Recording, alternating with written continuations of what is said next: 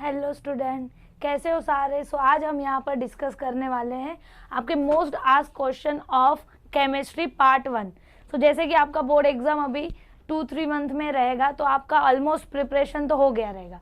आज हम यहाँ पर डिस्कस करेंगे केमिस्ट्री का पार्ट 1 में से आप कौन कौन से टॉपिक में से कैसे तरह से आपको क्वेश्चन पूछे जा सकते, क्या वेटेज रहेगा क्वेश्चन का, और कौन से क्वेश्चन के लिए आपको ज़्यादा प्रिपेयर होना है। जो मोस्ट आस्क्ड क्वेश्चन रहेंगे वो यहाँ पर आज हम डिस्कस करने वाले। क्लियर। हम यहाँ पर आज पार्ट 1 डिस्कस करने वाले। मैं यहाँ पर आपको पार्ट 2 के लिए भी वीडियो देने वाली हूँ, as well as chapter wise most asked question with answer भी मैं वीडियोस यहाँ पर आपको प्रोवाइड करने वाली हूँ। अगर आपने चैनल को सब्सक्राइब नहीं किया है, please do subscribe and hit the bell icon so that you can get the notification. Start करते हैं। फर्स्ट हम देखेंगे आपका पार्ट 1 में से कौन कौन से क्वेश्चन पे आपको ज़्यादा ध्यान देना है। फर्स्ट है आपका packing efficiency in BCC and SC. ये है आपका चैप्टर नंबर 1 का क्वेश्चन, जहां पर आपको पूछा जाता है packing efficiency in BCC and SC. ये है आपका सिंपल क्यूबिक और body centred cubic unit cell का पैकिंग एफिशिएंसी वाला क्वेश्चन। ये है आपका डेरिवेशन। ये स्ट्रेट फॉरवर्ड क्वेश्चन एग्जाम में पूछा जाता है फॉर 2 to 3 मार्क्स। क्लियर। कुछ नहीं करना है, सिर्फ आपको ये क्वेश्चन दिया जाएगा एज इट इज डेरिवेशन, जैसा आपको टेक्स्ट बुक में दिया गया है सेम डेरिवेशन लिखना रहेगा, कोई भी चेंजेस नहीं होगा। ये बहुत ही इजी क्वेश्चन है, 2 से 3 मार्क्स के लिए पूछा जाता है। नेक्स्ट है आपका define electrochemical series and its application. ये है आपका चैप्टर नंबर 5 का लास्ट टॉपिक, जो कि बहुत ही ज़्यादा इम्पोर्टेंट है। ये क्वेश्चन मोस्ट आस्क्ड क्वेश्चन है आपका बोर्ड के एग्जाम के लिए। बहुत बार रिपीटेड ये क्वेश्चन पूछा जाता है। स्ट्रेट फॉरवर्ड एप्लीकेशन पूछा जाता है, या तो आपको इलेक्ट्रोकेमिकल सीरीज को डिफाइन करना होता है। ये भी क्वेश्चन आपका 2 मार्क्स के लिए पूछा जाता है। क्लियर। एप्लीकेशन बहुत ही इंपॉर्टेंट टॉपिक है आपका चैप्टर नंबर 5 का। Then next is your hydrolysis of salt. Hydrolysis of salt जो कि है आपका चैप्टर नंबर 3 का। यहाँ पर आप देखोगे हाइड्रोलिसिस ऑफ सॉल्ट में आपके पास टोटल 4 टाइप के सॉल्ट है। वो 4 टाइप के सॉल्ट में से कोई भी एक टाइप का हाइड्रोलिसिस ऑफ सॉल्ट आने के चांसेस है। ये भी आपको 3 मार्क्स के लिए पूछा जाता है। यहाँ पर देखो हाइड्रोलिसिस ऑफ सॉल्ट में आप लोग ने strong acid, strong base, strong acid, weak base, weak acid, strong base, weak acid, weak base. ये total 4 types of hydrolysis of salt आपने स्टडी किया रहेगा, उसमें से कोई भी एक हाइड्रोलिसिस ऑफ सॉल्ट आ सकता है। ये है आपका चैप्टर नंबर 3 का क्वेश्चन।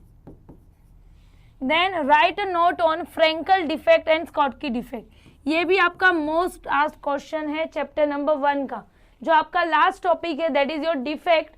उसमें से ये दोनों डिफेक्ट, फ्रेंकल डिफेक्ट या स्कॉटकी डिफेक्ट में से कोई भी एक डिफेक्ट पूछा जाता है, या तो फिर इसके कंडीशन भी आ सकते हैं, condition for Schottky and Frenkel defect. ये भी आपका क्वेश्चन पूछा जाता है for 2 marks. Clear. Then next है आपका what are the use of noble gas element.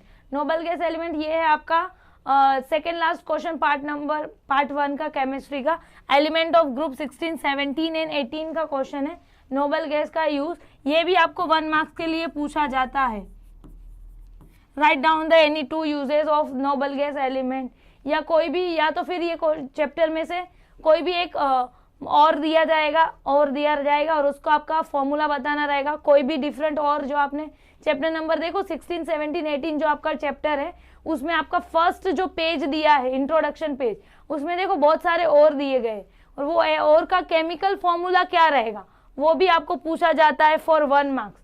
तो वो भी आपका इंपॉर्टेंट टॉपिक है। Then state and explain the Hess law. ये भी आपका चैप्टर नंबर 4 का मोस्ट आस्क्ड क्वेश्चन है, रिपीटेडली पूछा जाता है। हर एक आप अगर देखोगे लास्ट 5 to 6 ईयर के क्वेश्चन पेपर, तो ये बहुत बार रिपीट हुआ है क्वेश्चन। स्टेट या तो एक्सप्लेन, या तो स्टेटमेंट पूछा जाता है, या आपको स्टेटमेंट विद एक्सप्लेनेशन हेस लॉ पूछा जाता है 2 मार्क्स के लिए। क्लियर। तो ये भी आपका इंपॉर्टेंट क्वेश्चन है। फिर अगर हम बात करेंगे next, calculate the number of atom present in simple cubic BCC and FCC. ये है आपका चैप्टर नंबर 1 का क्वेश्चन। ये आपको पूछा जाता है फॉर 1 मार्क्स। ये आपको एमसीक्यू टाइप में भी पूछा जा सकता है, जहां पर आपको बताना रहेगा सिंपल क्यूबिक या फिर आपका बॉडी सेंटर या face centre cubic unit cell में कितने नंबर ऑफ एटम प्रेजेंट रहेंगे। सो ये क्वेश्चन भी आता है। नेक्स्ट है आपका difference between order and molecularity. Again this is the most asked question in chemistry, जो है आपका chapter number 6 chapter number 6 kinetics का क्वेश्चन है। ये भी आपको 2 मार्क्स के लिए पूछा जाता है और ये भी रिपीटेडली पूछा गया है, ऑर्डर एंड मॉलिक्यूलरिटी बीच में डिफरेंस क्या है। तो ये भी देखो, आप अगर देखोगे तो टेक्स्ट बुक में स्ट्रेट फॉरवर्ड आपको डिफरेंस ऑलरेडी गिवन है। सो सेम डिफरेंस बिटवीन आपको लिखना रहेगा, 2 मार्क्स के लिए पूछा जाता है, चैप्टर नंबर 6 का क्वेश्चन है। नेक्स्ट है आपका स्टेट फैराडेज फर्स्ट लॉ। ये है आपका चैप्टर नंबर 5 का क्वेश्चन। अगेन 2 to 1 मार्क्स के लिए पूछा जाता है। ठीक है, ये हो गए आपके क्वेश्चंस। और देखते हैं। सो नेक्स्ट है आपका derive the relation between half life and rate constant for the first order reaction. ये भी है आपका चैप्टर नंबर 6 का क्वेश्चन, जो 2 मार्क्स के लिए पूछा जाता है। और again this is most asked question, repeatedly ये क्वेश्चन भी पूछा गया है। सो आपका चैप्टर नंबर 6 में 2 क्वेश्चन है जो रिपीटेडली पूछे गए।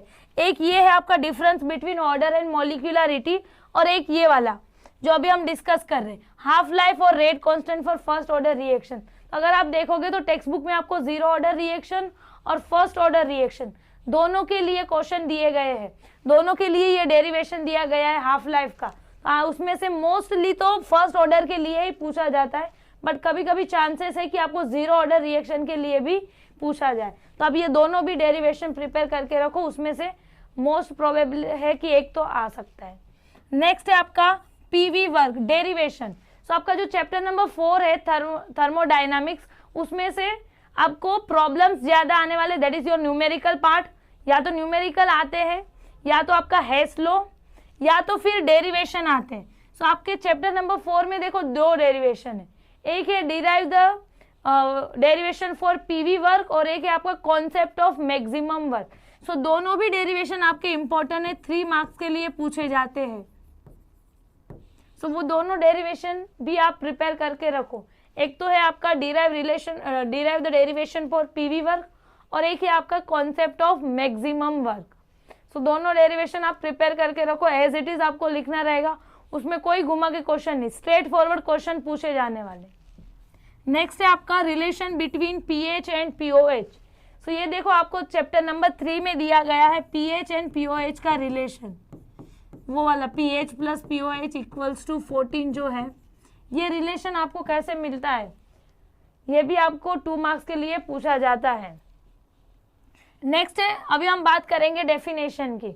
सो आपको मोस्ट आस्क्ड डेफिनेशन में है आइसोटोनिक सॉल्यूशन, हाइपरटोनिक, हाइपोटोनिक। ये है आपके चैप्टर नंबर 2 में लास्ट पार्ट।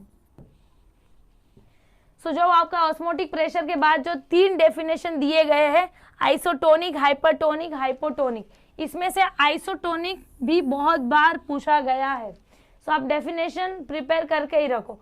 देखो आपका जो भी पार्ट 1 पार्ट है ना, उसमें से आप डेरिवेशन तो करके ही रखो, एज वेल एज आपके जितने भी डेफिनेशंस है।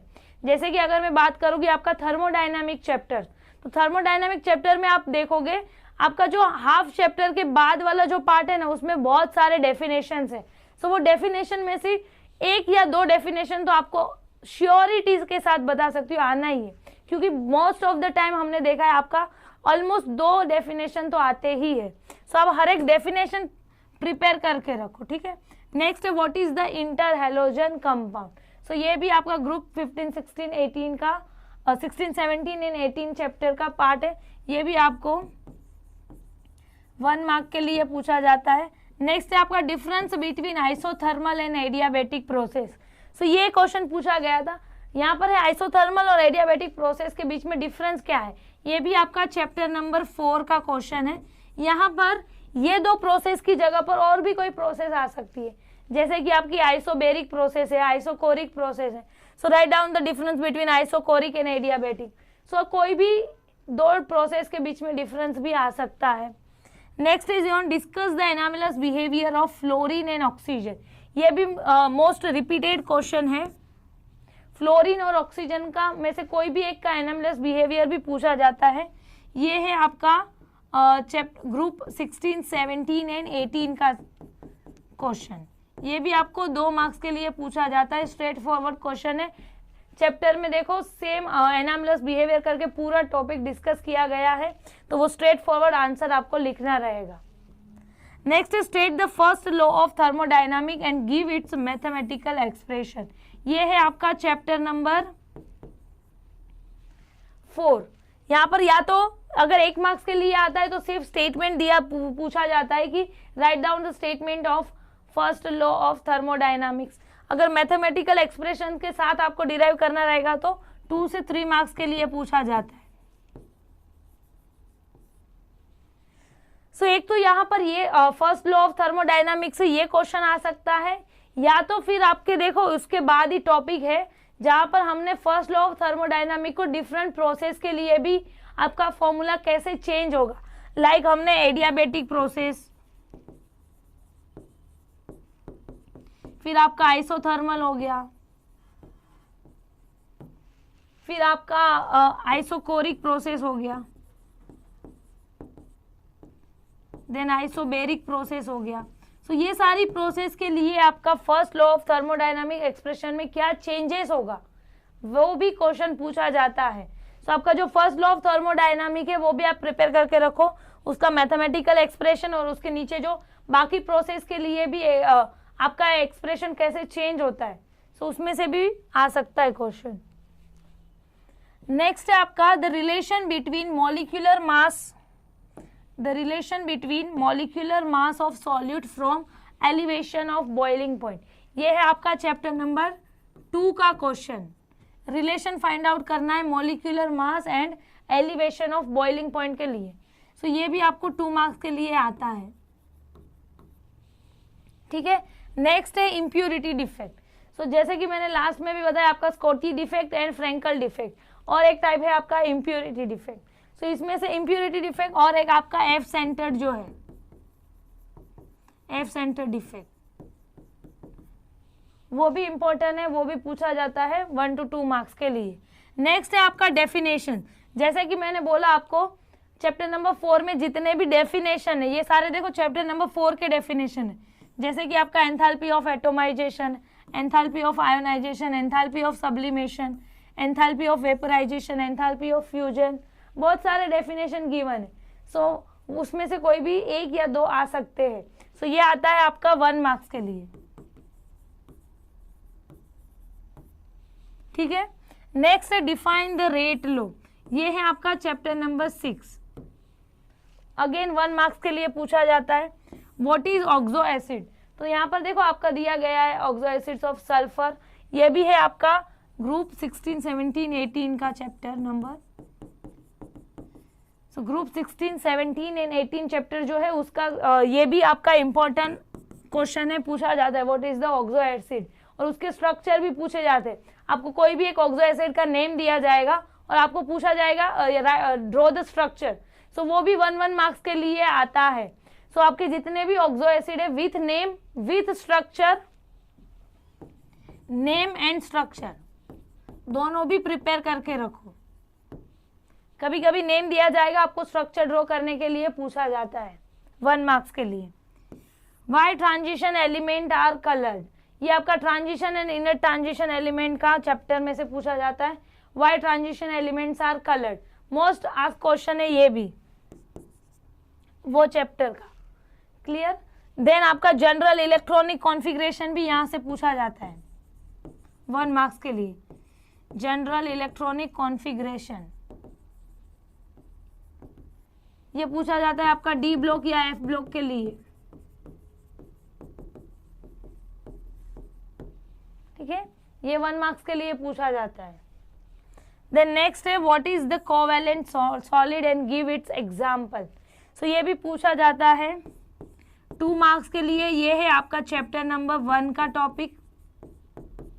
सो चैप्टर नंबर 1 में देखो आपके क्रिस्टलाइन सॉलिड के बहुत सारे सॉलिड टाइप्स दिए गए। यहाँ पर है आपका कोवेलेंट सॉलिड, फिर आयोनिक सॉलिड है, मॉलिक्यूलर सॉलिड है। सो यहाँ पर आपको कोवेलेंट सॉलिड और उसके एग्जाम्पल में क्या आएंगे, फिर आपका ग्रेफाइट हो गया, डायमंड हो गया, फुलरिन हो गया, ये सारे कोवेलेंट सॉलिड के एग्जाम्पल है। यस और नो? यहाँ पर हमने कोवेलेंट सॉलिड दिया गया है, या तो आपको आयोनिक सॉलिड के लिए भी पूछा जा सकता है, मेटेलिक सॉलिड है, मॉलिक्यूलर सॉलिड है। सो कोई भी टाइप ऑफ सॉलिड में से एक पूछा जा सकता है 2 मार्क्स के लिए। नेक्स्ट है आपका वाटर, एसिड एंड बेस। ये है आपका चैप्टर नंबर 3 का क्वेश्चन 1 मार्क्स के लिए। अगर स्टेटमेंट पूछा जाता है तो 1 मार्क्स के लिए, विथ एग्जाम्पल अगर पूछा जाता है तो 2 से लेके 3 मार्क्स के लिए पूछा जाता है। वाटर, एसिड एंड बेस, जैसे कि आपका देखा रहेगा आपके चैप्टर नंबर 3 में 3 वेज से एसिड और बेस को डिफाइन किया गया है। एक है आपका Arrhenius theory, then your Bronsted Lowry theory and Lewis concept. So ये तीनों में से कोई भी एक कॉन्सेप्ट भी आता है। अगर स्टेटमेंट पूछा जाता है तो 1 मार्क्स के लिए, अगर विथ एग्जाम्पल पूछा जाता है तो 2 मार्क्स के लिए आता है। Clear everyone? सो ये थे आपके most asked question for chemistry of part 1। Same way में पार्ट 2 के भी आपको वीडियोस बना के दूंगी। सो प्लीज आप हमारा चैनल को सब्सक्राइब करके रखिए। Thank you.